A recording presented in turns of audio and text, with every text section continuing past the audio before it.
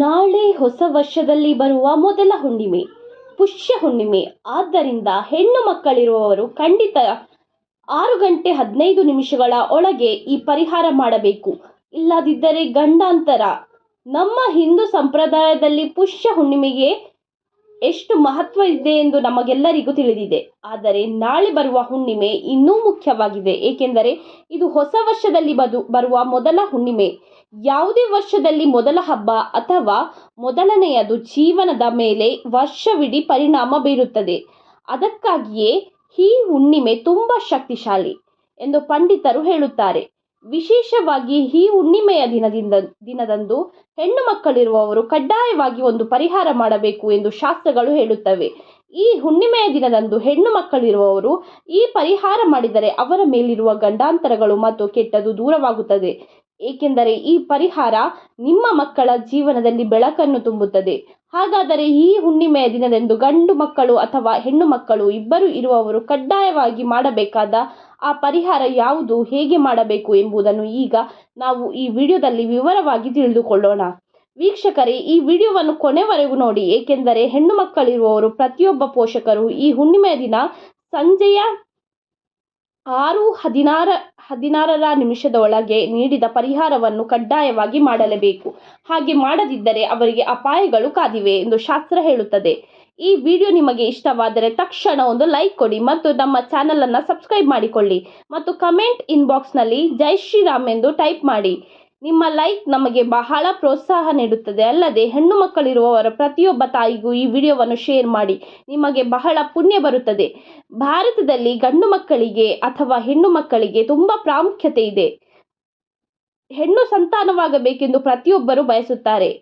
ಪುನ್ನಾಮ ನರಕದಿಂದ ತಪ್ಪಿಸುವವನೇ ಪುತ್ರ.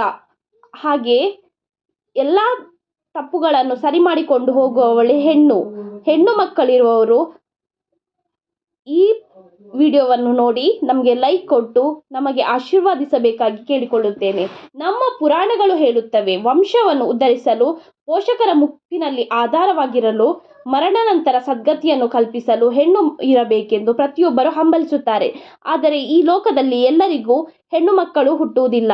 ಅದು ಆ ದೇವರ ನಿರ್ಧಾರ. ಕೆಲವರಿಗೆ ಕೇವಲ ಗಂಡು ಮಕ್ಕಳು ಮಾತ್ರ ಇರುತ್ತಾರೆ, ಇನ್ನು ಕೆಲವರಿಗೆ ಮಕ್ಕಳೇ ಇರುವುದಿಲ್ಲ. ಇಂಥವರು ಹೆಣ್ಣು ಮಕ್ಕಳು ಹೊಂದಿರುವವರನ್ನು ನೋಡಿದಾಗ ಮನಸ್ಸಿನಲ್ಲಿ ಅರಿವಿಲ್ಲದೆ ಹೊಸ ಅಸೂಯೆ ಉಂಟಾಗುತ್ತದೆ. ಇವರಿಗೆ ಹೆಣ್ಣು ಮಕ್ಕಳಿದ್ದರೆ ನಮಗೆ ಇಲ್ಲ ಎಂಬ ನೋವು ಅವರಲ್ಲಿರುತ್ತದೆ. ಇಂಥವರ ದೃಷ್ಟಿ ಎಂದರೆ ಮನುಷ್ಯ ದೃಷ್ಟಿ ಬಿದ್ದರೆ ಕಪ್ಪು ಕಲ್ಲು ಕೂಡ ಒಡೆಯುತ್ತದೆ ಎನ್ನುತ್ತಾರಲ್ಲ, ಅದೇ ರೀತಿ ನಮ್ಮ ಮಕ್ಕಳ ಮೇಲೂ ಈ ದೃಷ್ಟಿ ಪ್ರಭಾವ ತೀವ್ರವಾಗಿರುತ್ತದೆ. ಆದ್ದರಿಂದ ಹೆಣ್ಣು ಮಕ್ಕಳನ್ನು ಹೊಂದಿರುವವರಿಗೆ ಶತ್ರುಗಳಿಗಿಂತ ಈ ದೃಷ್ಟಿ ದೋಷದಿಂದಲೇ ಹೆಚ್ಚು ನಷ್ಟಗಳು ಸಂಭವಿಸುತ್ತದೆ. ಕೆಟ್ಟ ದೃಷ್ಟಿ ಮತ್ತು ಅಸೂಯೆಯಿಂದ ಹೆಣ್ಣು ಮಕ್ಕಳಿಗೆ ಆರೋಗ್ಯ ಸಮಸ್ಯೆಗಳು ಬರುವುದು, ಸಣ್ಣ ಪುಟ್ಟ ವಿಷಯಗಳಲ್ಲಿ ದುರ್ಬಲರ ಆಗುವುದು, ಯಾವುದೋ ತಿಳಿಯದ ಭಯ ಅಂತವುಗಳು ಸಂಭವಿಸುತ್ತದೆ. ಮುಖ್ಯವಾಗಿ ಇತ್ತೀಚಿನ ದಿನಗಳಲ್ಲಿ ನಾವು ನೋಡುತ್ತೇವೆ, ಚಿಕ್ಕ ವಯಸ್ಸಿನಲ್ಲೇ ವಾಹನ ಅಪಘಾತಗಳು ಸಂಭವಿಸುವುದು, ಅನಿರೀಕ್ಷಿತ ಗಂಡಾಂತರಗಳನ್ನು ಎದುರಿಸುವುದು ಹೆಚ್ಚಾಗಿ ಹೆಣ್ಣು ಮಕ್ಕಳ ವಿಷಯದಲ್ಲಿ ನಡೆಯುತ್ತವೆ. ಕೆಲವು ಮಕ್ಕಳು ವಿದ್ಯಾಭ್ಯಾಸದಲ್ಲಿ ಹಿಂದುಳಿಯುತ್ತಾರೆ. ಇನ್ನು ಕೆಲವರು ಎಷ್ಟೇ ತಿಂದರೂ ದೇಹಕ್ಕೆ ಹತ್ತುವುದಿಲ್ಲ, ಯಾವಾಗಲೂ ನಿತ್ರನ್ನರಾಗಿರುತ್ತಾರೆ. ಇವೆಲ್ಲವೂ ಕೇವಲ ಅನಾರೋಗ್ಯದಿಂದ ಮಾತ್ರವಲ್ಲದೆ ಅವರ ಮೇಲಿರುವ ದೃಷ್ಟಿದೋಷ ಮತ್ತು ಗ್ರಹದೋಷಗಳಿಂದಲೂ ಇದು ಸಂಭವಿಸುತ್ತದೆ. ಆದ್ದರಿಂದ ಈ ಹೊಸ ವರ್ಷದ ಮೊದಲ ಹುಣ್ಣಿಮೆಯ ದಿನದಂದು ಈ ಗಂಡಾಂತರಗಳನ್ನು ನಿವಾರಿಸಲು ಒಂದು ಅದ್ಭುತ ಪರಿಹಾರವಿದೆ. ಈ ಪರಿಹಾರವನ್ನು 5 ವರ್ಷಗಳಿಂದ 5 ವರ್ಷ ವಯಸ್ಸಿನ ಮಕ್ಕಳನ್ನು ಹೊಂದಿರುವ ಪ್ರತಿಯೊಬ್ಬರೂ ಮಾಡಬಹುದು. ನಿಮ್ಮ ಮಗು ಚಿಕ್ಕ ಮಗುವಾಗಿದ್ದರೂ ಅಥವಾ ಮದುವೆಯಾಗಿ ಮಕ್ಕಳಿದ್ದರೂ ಸಹ ತಾಯಿಯಾಗಿ ನೀವು ಈ ಕೆಲಸ ಮಾಡಿದರೆ ಅವರ ಮೇಲಿರುವ ಎಲ್ಲ ದೋಷಗಳು ನಿವಾರಣೆಯಾಗುತ್ತದೆ. ನಾಳೆ ಸಂಜೆ 6:15 ಒಳಗೆ ಈ ಪರಿಹಾರವನ್ನು ಪೂರ್ಣಗೊಳಿಸಬೇಕು. ಇದಕ್ಕಾಗಿ ನೀವು ಹೆಚ್ಚು ಖರ್ಚು ಮಾಡಬೇಕಿಲ್ಲ. ನಮ್ಮ ಮನೆಯಲ್ಲಿ ಸಿಗುವ ವಸ್ತುಗಳಿಂದಲೇ ಇದನ್ನು ಮಾಡಬಹುದು.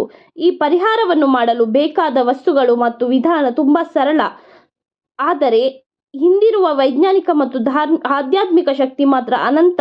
ಮೊದಲು ಒಂದು ಸಣ್ಣ ಮಣ್ಣಿನ ದೀಪವನ್ನು ತೆಗೆದುಕೊಂಡು, ಮಣ್ಣಿನ ದೀಪ ಸಿಗದಿದ್ದರೆ ಚಿಂತಿಸಬೇಡಿ, ಮನೆಯಲ್ಲಿರುವ ಒಂದು ಸಣ್ಣ ಸ್ಟೀಲ್ ಬೌಲ್ ಅಥವಾ ತಾಮ್ರದ ಪಾತ್ರೆಯನ್ನು ಸಹ ಬಳಸಬಹುದು. ಆದರೆ ಮಣ್ಣಿನ ದೀಪಕ್ಕೆ ಸಹಜವಾಗಿಯೇ ಭೂಮಿಯಿಂದ ಬಂದ ಶಕ್ತಿ ಇರುವುದರಿಂದ ಅದು ಇಷ್ಟ. ಈಗ ದೀಪ ಅಥವಾ ಬೌಲ್ನಲ್ಲಿ ಸ್ವಲ್ಪ ಗೆಲುವು ಅಂದರೆ ಕಲ್ಲು ಉಪ್ಪನ್ನು ಹಾಕಿ. ಸಮುದ್ರದ ಉಪ್ಪಿಗೆ ಇರುವ ಶಕ್ತಿ ಸಾಮಾನ್ಯವಾದುದಲ್ಲ. ನಮ್ಮ ಸುತ್ತಲಿರುವ ಅಥವಾ ನಮ್ಮ ಮನೆಯಲ್ಲಿರುವ ಯಾವುದೇ ನಕಾರಾತ್ಮಕ ಶಕ್ತಿಯನ್ನು, ಪ್ರತಿಕೂಲ ಶಕ್ತಿಯನ್ನು ಸುಲಭವಾಗಿ ಹೀರಿಕೊಳ್ಳುವ ಅದ್ಭುತ ದೃಷ್ಟಿ ತೆಗೆಯುವ ಗುಣ ಉಪ್ಪಿಗಿದೆ. ಅದಕ್ಕಾಗಿಯೇ ದೃಷ್ಟಿ ತೆಗೆಯುವ ಉಪ್ಪಿಗೆ ಪ್ರಥಮ ಸ್ಥಾನ ನೀಡುತ್ತಾರೆ. ಉಪ್ಪು ಹಾಕಿದ ನಂತರ ಅದರ ಮೇಲೆ ಸ್ವಲ್ಪ ಸಾಸಿವೆ ಹಾಕಬೇಕು. ಸಾಸಿವೆಗಳು ದುಷ್ಟಶಕ್ತಿಗಳನ್ನು ಮತ್ತು ಕ್ಷುದ್ರ ಪೀಡೆಗಳನ್ನು ಹತ್ತಿರ ಸುಳಿಯಲು ಬಿಡುವುದಿಲ್ಲ ಎಂದು ನಮ್ಮ ಪುರಾಣಗಳು ಹೇಳುತ್ತವೆ. ಸಾಸಿವೆಗಳು ಸಿಡಿಯುವಾಗ ದೋಷಗಳು ಓಡಿ ಹೋಗುತ್ತದೆ ಎಂದು ನಂಬುತ್ತಾರೆ. ಆದ್ದರಿಂದ ಸಾಸಿವೆ ಹಾಕಿದ ನಂತರ ಒಂದು ಒಣಮೆಣಸಿನಕಾಯಿಯನ್ನು ಅದರಲ್ಲಿ ಇಡಿ. ಮೆಣಸಿನಕಾಯಿ ಖಾರ ತಗುಲಿದ ದೃಷ್ಟಿಯ ತೀವ್ರತೆಯನ್ನು ಹೀರಿಕೊಳ್ಳುತ್ತದೆ. ಇವೆಲ್ಲದರ ಮೇಲೆ ಒಂದು ಉತ್ತಮ ತಾಜಾ ನಿಂಬೆಹಣ್ಣನ್ನು ಇಡಿ. ನೆನಪಿಡಿ, ನಿಂಬೆಹಣ್ಣು ಎಲ್ಲಿಯೂ ಕೊಳೆತಂತೆ ಅಥವಾ ಕಪ್ಪು ಕಲೆಗಳು ಇರಬಾರದು. ಹಸಿರಾಗಿ ಹೊಳೆಯುವ ನಿಂಬೆಹಣ್ಣನ್ನು ಮಾತ್ರ ಬಳಸಬೇಕು. ಆಗ ಮಾತ್ರ ಫಲಿತಾಂಶ ಸಂಪೂರ್ಣವಾಗಿರುತ್ತದೆ. ಈಗ ಆ ನಿಂಬೆಹಣ್ಣಿನ ಮೇಲೆ ಕೊನೆಯದಾಗಿ ಒಂದು ಸಣ್ಣ ಕರ್ಪೂರದ ಬಿಲ್ಲೆಯನ್ನು ಸಹ ಇಡಿ. ಕರ್ಪೂರವು ದೈವತ್ವದ ಸಂಕೇತ. ಅದು ಉರಿಯುವಾಗ ಬರುವ ಜ್ವಾಲೆಯ ಎಲ್ಲ ಕಲ್ಮಶಗಳನ್ನು ಸುಟ್ಟು ಹಾಕುತ್ತದೆ. ಈಗ ನಿಜವಾದ ಪ್ರಕ್ರಿಯೆ ಪ್ರಾರಂಭವಾಗುತ್ತದೆ. ನಿಮ್ಮ ಹೆಣ್ಣು ಮಗುವನ್ನು ಕರೆದು ಮನೆಯ ಹೊರಗೆ, ಅಂದರೆ ಮುಖ್ಯದ್ವಾರ ಅಥವಾ ಹೊಸ್ತಿಲಿನ ಹೊರಗೆ, ಒಂದು ಮನೆ ಮೇಲೆ ಅಥವಾ ಶುಭ್ರವಾದ ನೆಲದ ಮೇಲೆ ಕೂರಿಸಿ. ಸಾಧ್ಯವಾದಷ್ಟು ನಿಮ್ಮ ಹೆಣ್ಣು ಮಗುವನ್ನು ಪೂರ್ವ ದಿಕ್ಕಿಗೆ ಮುಖ ಮಾಡಿ ಕುಳಿತರೆ ಇನ್ನೂ ಒಳ್ಳೆಯದು. ಏಕೆಂದರೆ ಪೂರ್ವ ದಿಕ್ಕು ಸೂರ್ಯ ಭಗವಾನ್ನ ದಿಕ್ಕು. ಅದು ಆರೋಗ್ಯ ಮತ್ತು ತೇಜಸ್ಸಿಗೆ ಸಂಕೇತ. ಈಗ ಆ ನಿಂಬೆಹಣ್ಣಿನ ಮೇಲಿರುವ ಕರ್ಪೂರವನ್ನು ಭಕ್ತಿಯಿಂದ ಬೆಳಗಿಸಿ. ಆ ಜ್ವಾಲೆ ಉರಿಯುತ್ತಿರುವಾಗ ದೀಪವನ್ನು ಬೇಡ, ನೀವು ನಿಮ್ಮ 2 ಕೈಗಳಿಂದ ಹಿಡಿದುಕೊಂಡು ನಿಮ್ಮ ಹೆಣ್ಣು ಮಗುವಿನ ಸುತ್ತ 3 ಬಾರಿ ದೃಷ್ಟಿ ತೆಗೆಯಬೇಕು. ತಲೆಯಿಂದ ಪಾದಗಳವರೆಗೆ ಗಡಿಯಾರದ ಮುಳ್ಳು ತಿರುಗುವ ದಿಕ್ಕಿನಲ್ಲಿ 3 ಬಾರಿ ತಿರುಗಿಸಬೇಕು. ಅದರ ನಂತರ ಮತ್ತೆ ವಿರುದ್ಧ ದಿಕ್ಕಿನಲ್ಲಿ, ಅಂದರೆ ಆಂಟಿ ಕ್ಲಾಕ್ ವೈಸ್ನಲ್ಲಿ 3 ಬಾರಿ ತಿರುಗಿಸಬೇಕು. ಕೊನೆಯದಾಗಿ ಮೇಲಿನಿಂದ ಕೆಳಕ್ಕೆ, ಅಂದರೆ ತಲೆಯಿಂದ ಕಾಲುಗಳವರೆಗೆ 3 ಬಾರಿ ದೃಷ್ಟಿ ತೆಗೆಯಿರಿ. ಹೀಗೆ ಮಾಡುತ್ತಿರುವಾಗ ನಿಮ್ಮ ಮನಸ್ಸಿನಲ್ಲಿ ಬೇರೆ ಆಲೋಚನೆಗಳನ್ನು ಇಟ್ಟುಕೊಳ್ಳಬೇಡಿ. ಕೇವಲ ನಿಮ್ಮ ಮಗುವಿನ ಕ್ಷೇಮವನ್ನು ಮಾತ್ರ ಬಯಸಿ. ನಾವು ಭಗವಂತನೇ ನಮ್ಮ ಮಗುವಿನ ಮೇಲಿರುವ ಸಮಸ್ತ ದೃಷ್ಟಿ, ನರಘೋಷ, ಗಂಡಾಂತರಗಳು, ಕೀಳು, ಈರ್ಷೆ, ಅಸೂಯೆ ಎಲ್ಲವೂ ದೂರವಾಗಬೇಕು.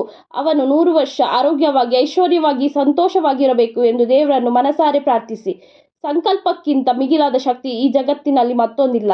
ಆದ್ದರಿಂದ ನಿಮ್ಮ ಮನಸ್ಸಿನಲ್ಲಿ ಬಲವಾಗಿ ಅಂದುಕೊಳ್ಳಿ. ಹೀಗೆ ದೃಷ್ಟಿ ತೆಗೆದ ನಂತರ ಆ ಪ್ರಮಿಯಲ್ಲಿದ್ದ ವಸ್ತುಗಳನ್ನು ತೆಗೆದುಕೊಂಡು ಹೋಗಿ ಯಾರೂ ತುಳಿಯದ ಜಾಗದಲ್ಲಿ, ಯಾವುದಾದರೂ ನಿರ್ಜನ ಪ್ರದೇಶದಲ್ಲಿ ಅಥವಾ ಯಾವುದಾದರೂ ಮರದ ಬುಡದಲ್ಲಿ ಹಾಕಿ. ತುಳಸಿ ಗಿಡದಲ್ಲಿ ಮಾತ್ರ ಹಾಕಬೇಡಿ.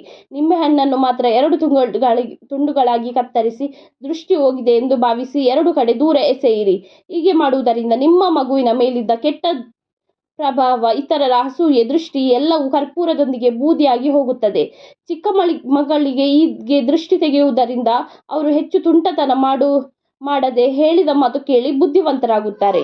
ಈ ವಿಡಿಯೋ ನಿಮಗೆ ಇಷ್ಟವಾಗಿದ್ದಲ್ಲಿ ಒಂದು ಲೈಕ್ ಅನ್ನು ಕೊಡಿ. ಈ ಮಕ್ಕಳು ಈ ರೀತಿ ಮಾಡುವುದರಿಂದ ಆಹಾರವನ್ನು ಸರಿಯಾಗಿ ತಿನ್ನುತ್ತಾರೆ. ನಿದ್ರೆಯಲ್ಲಿ ಬೆಚ್ಚಿ ಬೀಳುವುದು ಕಡಿಮೆ ಆಗುತ್ತದೆ. ಮುಖ್ಯವಾಗಿ ಅವರ ದೈಹಿಕವಾಗಿ, ಮಾನಸಿಕವಾಗಿ ಆರೋಗ್ಯವಾಗಿ ಇರುತ್ತಾರೆ. ದೊಡ್ಡವರ ವಿಷಯಕ್ಕೆ ಬಂದರೆ ಅನೇಕ ಹೆಣ್ಣು ಮಕ್ಕಳಿಗೆ ಉದ್ಯೋಗದಲ್ಲಿ ಅಕಾರಣವಾಗಿ ಅಡೆತಡೆಗಳು ಬರುತ್ತಿರುತ್ತವೆ. ಕೈಗೆ ಬಂದ ಅವಕಾಶಗಳು ಕೈ ತಪ್ಪಿ ಹೋಗುತ್ತಿರುತ್ತದೆ. ವ್ಯಾಪಾರದಲ್ಲಿ ನಷ್ಟಗಳು ಬರುತ್ತಿರುತ್ತವೆ. ಅಂಥವರಿಗೆ ಈ ಪರಿಹಾರ ಮಾಡುವುದರಿಂದ ಅಡೆತಡೆಗಳು ನಿವಾರಣೆಯಾಗುತ್ತದೆ. ವ್ಯಾಪಾರದಲ್ಲಿ ಲಾಭಗಳು ಬರುತ್ತದೆ. ಓದುವ ಮಕ್ಕಳು ಏಕಾಗ್ರತೆಯನ್ನು ಹೆಚ್ಚಿಸಿಕೊಂಡು ಅಧ್ಯಯನದಲ್ಲಿ ಅದ್ಭುತವಾಗಿ ಮಿಂಚುತ್ತಾರೆ. ಈ ಹುಣ್ಣಿಮೆಗೆ ಇರುವ ಶಕ್ತಿ ಬಹಳ ವಿಶೇಷವಾದದ್ದು. ಇಂದು ಸಂಜೆ 5ರಿಂದ ಸಂಜೆ 6:15 ಒಳಗೆ ಈ ಸಮಯದಲ್ಲಿ ಈ ಪರಿಹಾರವನ್ನು ಮಾಡುವುದರಿಂದ ಸಕಲ ದೇವತೆಗಳು ಅನುಗ್ರಹವು ಲಭಿಸುತ್ತದೆ. ಚಂದ್ರನ ಅನುಗ್ರಹವೂ ಉಂಟಾಗುತ್ತದೆ. ಶಾಸ್ತ್ರದ ಪ್ರಕಾರ ಚಂದ್ರನು ಮನಸ್ಸಿಗೆ ಕಾರಕ. ಆದ್ದರಿಂದ ಈ ಪರಿಹಾರದಿಂದ ಮಕ್ಕಳಿಗೆ, ದೊಡ್ಡವರಿಗೆ ಮನಃಶಾಂತಿ ಸಿಗುತ್ತದೆ.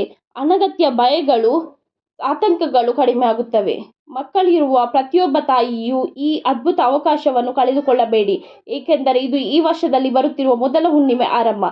ಚೆನ್ನಾಗಿದ್ದರೆ ಎಲ್ಲವೂ ಚೆನ್ನಾಗಿರುತ್ತದೆ ಎನ್ನುತ್ತಾರೆ. ಅದಕ್ಕಾಗಿ ವರ್ಷದ ಮೊದಲ ದಿನ ಅಥವಾ ಮೊದಲ ಹುಣ್ಣಿಮೆಯ ದಿನವೇ ನಾವು ಯಾವ ರೀತಿಯ ಮುನ್ನೆಚ್ಚರಿಕೆಗಳನ್ನು ತೆಗೆದುಕೊಂಡು ಆ ವರ್ಷದುದ್ದಕ್ಕೂ ನಮ್ಮ ಮಕ್ಕಳಿಗೆ ಯಾವುದೇ ಆಪತ್ತುಗಳು ಬರದಂತೆ ಆ ಭಗವಂತನು ರಕ್ಷಣೆ ಕವಚದಿಂದ ಕಾಪಾಡುತ್ತಾನೆ. ಈ ರೀತಿ ಮಾಡುವುದರಿಂದ ನಿಮ್ಮ ಮಗುವಿನ ಮೇಲಿರುವ ಕೆಟ್ಟ ದೃಷ್ಟಿಯು ದೂರವಾಗುತ್ತದೆ. ನಿಮ್ಮ ಮಗು ಅತ್ಯಂತ ಚೈತನ್ಯ, ಉಲ್ಲಾಸವಾಗಿರುತ್ತದೆ. ಈ ವಿಡಿಯೋ ನಿಮಗೆ ಇಷ್ಟವಾಗಿದ್ದರೆ ಒಂದು ಲೈಕ್ ಕೊಡಿ. ಹಾಗೆ ನಿಮ್ಮ ಫ್ರೆಂಡ್ಸ್ ಆ್ಯಂಡ್ ಫ್ಯಾಮಿಲಿಗೂ ಕೂಡ ಶೇರ್ ಮಾಡಿ.